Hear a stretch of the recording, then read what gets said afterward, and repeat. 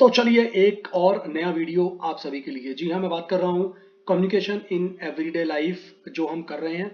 Already कुछ videos आप लोग ऑलरेडी देख चुके होंगे, नहीं देखा है तो यूट्यूब चैनल पर भी प्लेलिस्ट गिवन है, वहां से आप जाकर देख सकते हैं। ठीक है, तो यूनिट 2 हम लोग ऑलरेडी स्टार्ट कर चुके हैं। इससे पहले यूनिट 2 का एक वीडियो आपके लिए आ चुका है। आज मैं आपको एक नेक्स्ट वीडियो देने वाला हूँ, तो हमारी यूनिट 2 कंप्लीट हो जाएगी। ठीक है, अगर आपको वीडियोस अच्छे लग रहे हैं, पसंद आ रहे हैं, तो एक बार कमेंट करके जरूर लिख दीजिए अभी कि हमें वीडियोस पसंद आ रहे हैं, वी लाइक योर वीडियोस। आपको समझ में आना चाहिए, मेरा मकसद यही है आप लोगों की हेल्प करना। तो अगर आपको समझ में आ रहा है तो अगर आप कमेंट करके मुझे बता देंगे तो एटलीस्ट मुझे पता लग जाएगा कि आपको समझ में अच्छे से आ रहा है। ठीक है, और अगर आप पहली बार आए हैं चैनल पर तो सब्सक्राइब जरूर कर लीजिएगा बेल के नोटिफिकेशन के साथ। ठीक है, देखिए अब हम यूनिट 2 का नेक्स्ट वीडियो शुरू कर रहे हैं।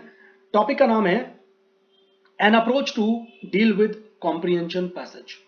देखिए 11th-12th क्लास में भी आप लोगों ने कॉम्प्रिहेंशन पैसेज जरूर किए होंगे, जिसमें आपके सामने एक पैसेज होता है और उसके नीचे कुछ क्वेश्चंस गिवन होते हैं और वो क्वेश्चंस आपको उस पैसेज के हिसाब से आंसर करने होते हैं।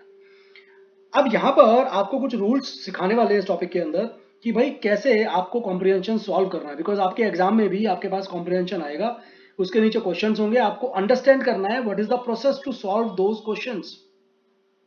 तो बेसिकली कॉम्प्रिहेंशन पैसेज के अंदर जो क्वेश्चंस आपसे पूछे जाते हैं ना, उनका एक ही मकसद होता है, ये चेक करना कि क्या आपका अंडरस्टैंडिंग लेवल किस लेवल का है, क्या आप उस पैराग्राफ को समझ पा भी रहे हैं, क्या आप उस पैराग्राफ को समझकर उन क्वेश्चंस को उस पैराग्राफ के बेसिस पर आंसर कर सकते हैं। जो टेक्स्ट उस पैराग्राफ में गिवन है, उस पैसेज में गिवन है, क्या आपको वो समझ में आया, कितना आपको समझ में आया, उस पैराग्राफ के अंदर जो चीजें गिवन है उससे क्या मीनिंग आप निकाल सकते हैं। अब आगे जाने से पहले हमें कुछ पॉइंट्स को ध्यान रखना जरूरी है, मतलब कि ये कुछ रूल्स हैं जिनके थ्रू आप कॉम्प्रिहेंशन एक्सरसाइज अपनी अटेम्प्ट करेंगे अपने एग्जाम के अंदर। सबसे पहला रूल है read the passage quickly once to get a general idea of the theme.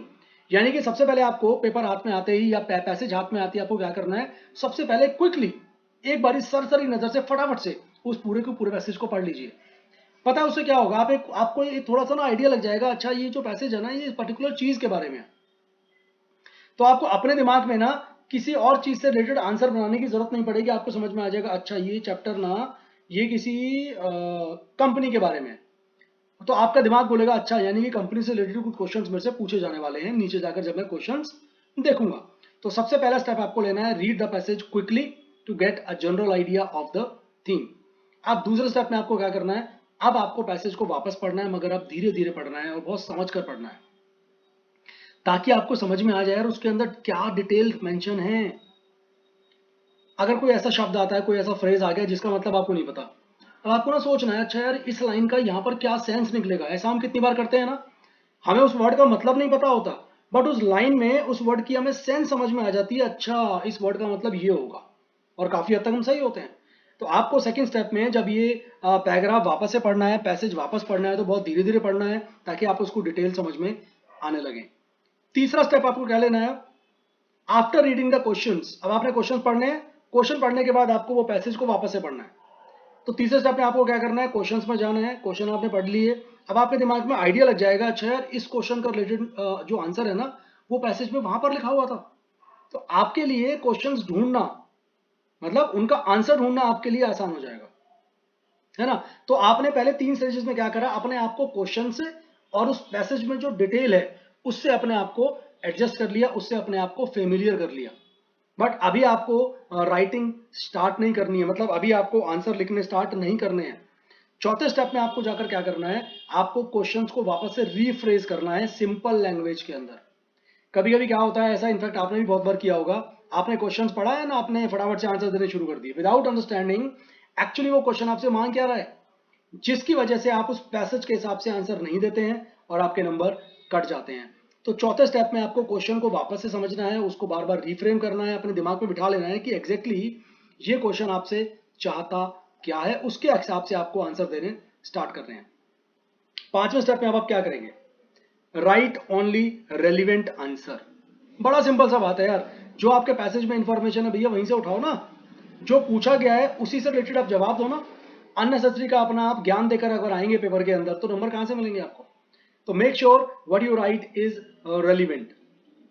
छठा पॉइंट आता है use your own words as far as possible. देखो, क्वेश्चन में कुछ पूछा है आपसे और आप बिल्कुल उस पैसेज के अंदर से डिट्टो आंसर उठाकर लिख रहे हो, तो छठा प्रिकॉशन या ध्यान क्या रखना है आपको, आपको अपने वर्ड्स में आंसर को बनाना है, स्ट्रक्चर को डेवलप करना है। क्योंकि कॉम्प्रिहेंशन पैसेज में आपकी कैपेबिलिटी तो चेक करी जा रही है कि आप उस पैसेज को समझ पाए हैं, कि आप क्वेश्चंस को अपने हिसाब से फ्रेम कर सकते हैं। अगर आपने पैसेज के पैसेज के अंदर से ही वर्ड्स और line as it is copy करके डाल दी, तो आपने तो अपनी क्रिएटिविटी कुछ दिखाई नहीं ना, तो एग्जामिनर आपको किस बात के पूरे नंबर देगा? वो नंबर जरूर जरूर काटने वाला है आपके। इसीलिए छठा पॉइंट जो ध्यान में रखने वाला है वो है हमें अपने शब्दों का इस्तेमाल करना है आंसर्स को बनाते वक्त। सातवां पॉइंट बोलता है keep to the facts given in the passage. आपको सपोज कुछ फैक्ट्स उस पर्टिकुलर पैसेज के अंदर गिवन है, अब आपका जो आंसर है ना उन्हीं फैक्ट्स के ऊपर बेस्ड होना चाहिए। आपको अपने ज्ञान को वहां पर अप्लाई नहीं करना है, अपने फैक्ट वहां पर डालने नहीं है, अनलेस एंड अनटिल आपसे वो आपकी ओपिनियन ना पूछे। जब आपकी वो ओपिनियन पूछे ना, अच्छा बताइए आपके हिसाब से क्या होना चाहिए, then only you can put your own facts. तो सातवें पॉइंट में आपको ध्यान रखना है कॉम्प्रिहेंशन के अंदर जिन चीजों के बारे में बात की गई है आप उससे रिलेटेड ही आंसर लिखें।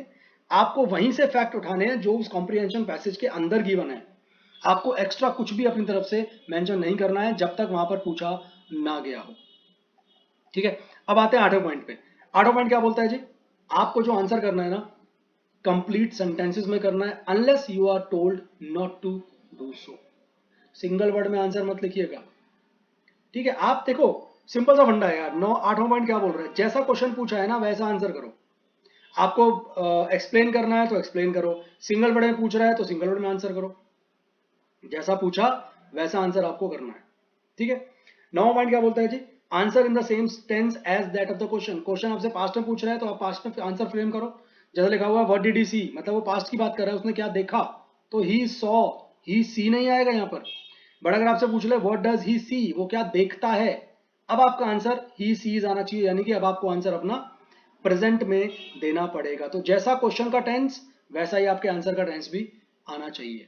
और 10th पॉइंट क्या बोलता है, जब आपने आंसर लिख लिए वापस से क्वेश्चन पर जाइए, वापस से देखिए कि आपका आंसर आपके क्वेश्चन के हिसाब से रेलिवेंट तो मेंशन किया है ना आपने, कहीं कुछ गलती तो नहीं कर दी है, वो कंप्लीट है ना, जैसा मांगा है वैसा आपने लिखा है ना।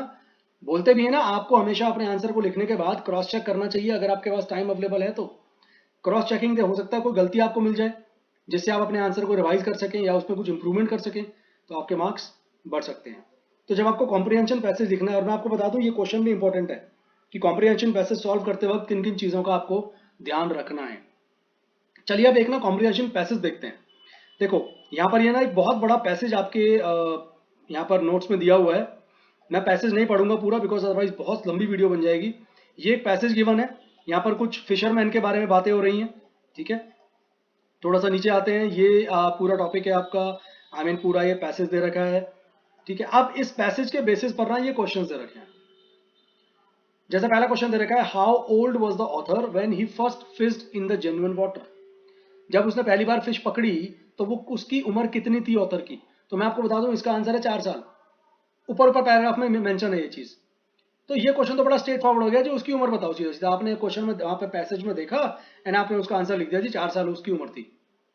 फिर पूछा गया जी, fisherman with whom the author had gone for fishing, यानी कि वो फिशरमैन जिसके साथ ऑथर गया था मछली पकड़ने के लिए, उसको आयरन आर्म बोलते हैं। इस मतलब उसके पास एक आयरन आर्म है, इससे तुम क्या मतलब निकालते हो? अब यहां पर गड़बड़ करेंगे बहुत सारे बच्चे। मैं क्या करता हूं, बजाय आंसर देने के, आप देखिए मैं इसका ना सजेस्टेड आंसर है नीचे, एक बार देखते हैं। देखिए, by iron arm I understand that fisherman did not have a real arm. अब ये आंसर गलत है अगर बच्चा ये आंसर लिख के आता तो, क्योंकि यहां से क्लैरिटी नहीं है। बट लिखना क्या है, by an iron arm I understand that the farm labourer had a false arm made of some metal, यानी कि उसकी असली तो नहीं थी बट हाँ वो किसी चीज से बनी हुई थी। Furthermore, I understand that his false arm was very strong as it is compared to iron. यानी कि आयरन आर्म का मतलब है उसकी उसकी जो भुजा है, उसकी जो बाजू है ना, वो बहुत ज्यादा स्ट्रांग है, लाइक एन आयरन। ये आपके आंसर में एक्सप्लेनेशन में होना चाहिए, है ना। तो आपको क्वेश्चन के हिसाब से आंसर को फ्रेम करना है कि मुझसे क्या चीजें पूछी गई हैं। अगर मैं फर्दर एक और क्वेश्चन पर चलूं, तो थर्ड क्वेश्चन मुझसे पूछ रहा है, how did the fisherman come to have an iron arm. देखिए इसके आंसर में चलते हैं जरा हम। तीसरा क्वेश्चन सी का आंसर यहां पर, क्या बोलता है वो, here you are required to find the fact from the passage, passage से आपको फैक्ट पता करना है। कैंडिडेट में जस्ट आंसर दिस क्वेश्चन, या तो एक बच्चा ऐसे आंसर कर देगा जी fisherman lost his arm during the war, खत्म, many lose arms during the war and therefore, but उसने क्या करा, अब आप अगले आंसर पे देखो जरा, एक बच्चा ये भी आंसर लिख सकता है, since during the war the fisherman lost his arm it was replaced by an iron arm in the hospital, ठीक है। दिस ब्रिंग्स इन द, या वो क्या बोल रहा है, कह रहा है आपने आर्मी का शब्द यूज करा, आपने हॉस्पिटल वर्ड यूज करा, जो कि पैसेज के अंदर है ही नहीं, तो ये भी आपका आंसर गलत बन जाएगा। तीसरा आंसर है करेक्ट आंसर, कहता है the fisherman came to have an iron arm, मतलब उसको लोहे की आर्म है, उसकी बाजू है, because he had lost his real arm in the war. ये क्वेश्चन का आंसर है जो आप पैसेज के हिसाब से दे रहे हो, तो बहुत ध्यान से समझ जाइए मेरी बात, आपका जो आंसर है वो आपके पैसेज के हिसाब से बनना चाहिए। आपको अपने शब्द जरूर नहीं डालने हैं उसके अंदर जब तक जरूरत ना हो, जब तक आपसे आपकी सजेशन, आपका ओपिनियन पूछा ना जाए, अपने वर्ड्स मत इस्तेमाल करिए, ठीक है। तो यहाँ पर ये पैसेज गिवन था, उसके क्वेश्चंस थे और उसके ये सजेस्टेड आंसर भी हैं, आप सारे के सारे देख सकते हैं ये, ठीक है। फर्दर हम नीचे चलेंगे तो ये कुछ और क्वेश्चंस है, मतलब ये पूरा पैसेज है, उसके बेस पे काफी सारे क्वेश्चंस हैं, उन सबके आंसर्स हैं। जैसे यहाँ पर अगर मैं आखिरी क्वेश्चन की बात करूं तो इस क्वेश्चन के अंदर आपको ना फैक्ट्स और फैक्ट्स देखने हैं जो उस पैसेज के अंदर है और उनको इंटरप्रेट करना है, तो इस क्वेश्चन को आपको इस हिसाब से आंसर करना है। तो अलग अलग क्वेश्चन को आपको समझना पड़ेगा कि किस हिसाब से मैं उनका आंसर दूं। अब यहाँ पर कुछ और पैसेजेस हैं जो आपकी एक्सरसाइज के लिए हैं, जिनका आप इस्तेमाल कर सकते हैं, ठीक है। ये आपकी प्रैक्टिस के लिए हैं, ये क्वेश्चंस हैं, ये सेकंड एक और पैसेज आपको दे दिया जिसका आप यूज करेंगे अपने आप को प्रैक्टिस करने के लिए। तो ये पूरा आपको पढ़ना है, समझना है, नीचे ये सारे के सारे क्वेश्चंस हैं, ठीक है। ये आपको सॉल्व करने हैं, ये देखिए ये क्वेश्चंस हैं, ये आपको सॉल्व करने हैं ताकि आपको समझ में आ जाए कि किस तरीके से मेरे को पैसेज को कंप्लीट करना है, पढ़कर उसे सॉल्व करना होता है, ठीक है। तो मैंने आपको आइडिया दे दिया कि जब आपको कॉम्प्रिहेंशन पैसेज डील करना है तो कौन कौन से जो रूल्स हैं, जो प्रिकॉशंस हैं, वो आपको ध्यान में रखनी है, और इस तरीके से जब आप करेंगे तो आप बहुत आसानी से अपना कॉम्प्रिहेंशन वाला टॉपिक कवर अप कर पाएंगे, ठीक है। आई होप टॉपिक समझ में आ गया होगा पूरा की पूरा। सो अगर समझ में आया तो यार ज़रूर कमेंट में लिख दो कि यस या नो, समझ में नहीं आया तो नो लिख देना, समझ में आ गया तो यस ज़रूर आप मेंशन करिएगा, और वीडियो को लाइक कर दीजिएगा, वीडियो को शेयर कर दीजिए अपने दोस्तों के साथ, ताकि बहुत सारे बच्चे इस वीडियो का फ़ायदा उठा सकें। Thank you so much, next video में मिलूंगा, बट चैनल सब्सक्राइब ज़रूर कर लेना ताकि आपको आने वाली वीडियोज़ मिलती रहें, और बेल नोटिफिकेशन ज़रूर प्रेस कर देना। Thank you.